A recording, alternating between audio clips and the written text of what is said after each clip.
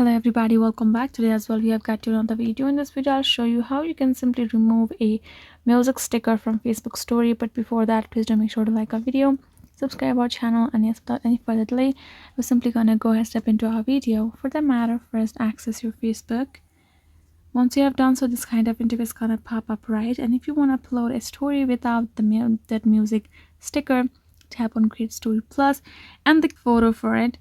Let's say we have a random picture or video, then you're gonna have this music sticker, right, that you cannot get rid of. Even if you go, you have these options, but you cannot get rid of it, right?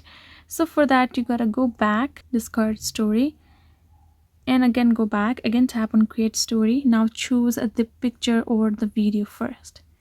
Now go ahead, go to this, tap on this music and choose a one, and then go ahead, do that. And if you ended up, let's say you have found that sticker, again let me go back and choose a song again. So I have chosen, and now you can see the sticker, right? So simple thing would be simply dragging it out of your post, but the music will still be there and you can hear it, and you can tap on post. Your story will be posted with the music without the sticker.